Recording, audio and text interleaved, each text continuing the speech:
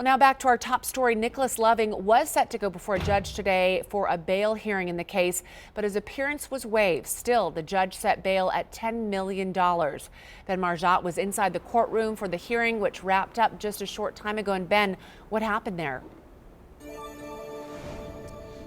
Shelby, as you said, we were expecting Loving to appear virtually from the Washoe County Jail for this appearance, but the two sides agreeing to waive his appearance, so we did not see him. But Reno Justice Court Judge Kendra Birchie did set his bail at $10 million, cash only, and because it's just the one child abuse charge, as for now, and that could change, under state law, you cannot have a no bail hold. So the only option was to set the bail at a very high amount, $10 million, what they settled on. If you haven't been following this case, or I should say, in the event that he is able to post that $10 million cash bail, he would have to wear a GPS monitor and be confined to his Cold Springs home.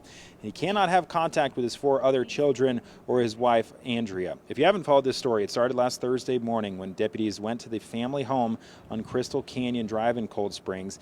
They found 5-year-old Isabella unresponsive in an upstairs bedroom, lying next to a tiny mattress with no bed frame, and she had signs of trauma, including bruising on her face, pelvis, and hips.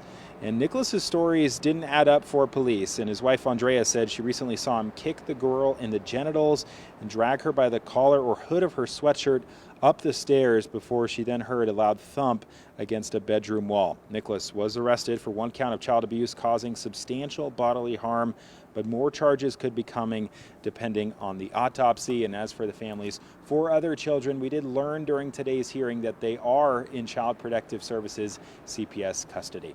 In downtown Reno, Ben Marjat, News 4 on your side. All right, thank you, Ben. When is the next hearing going to be in this case? Yeah, Shelby, right now there is a status conference set for April 17th. Both sides did acknowledge, though, today during the hearing that this case is ongoing and it is evolving quickly, so that it may be subject to change. Of course, we'll let you guys know and update you when we hear more about the next hearing in the Loving case. Shelby? All right, it's a very sad story. Thanks, Ben.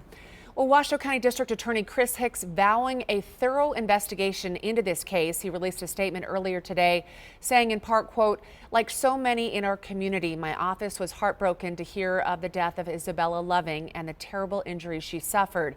A complete and thorough investigation is critical to pursuing justice for this victim, and it is our highest priority," end quote. He goes on to say that they will keep the community updated on this case to the extent they can. Well, new court documents obtained by News 4 earlier today show that this is not Loving's first time accused of child abuse. News 4 was the first to report that the 35-year-old was previously convicted of 1 count of felony child abuse in 2014. Loving was initially charged with 2 counts of child abuse and 1 count of domestic battery stemming from an incident involving his then girlfriend's 2-year-old son. He admitted to police that he bit the child on his shoulder and pulled him up by the arm, causing a spiral fracture. He pleaded guilty to 1 count of child abuse causing substantial bodily harm and ultimately served 60 months probation. A makeshift memorial has been set up outside of the Loving's Cold Springs home in honor of 5-year-old Isabella. The community will host a candlelight vigil in her honor on Friday at 5:30 in the evening at 3385 White Lake Parkway in Cold Springs. Anyone interested in attending is encouraged to bring their own candle. We will have full coverage of that vigil later this week.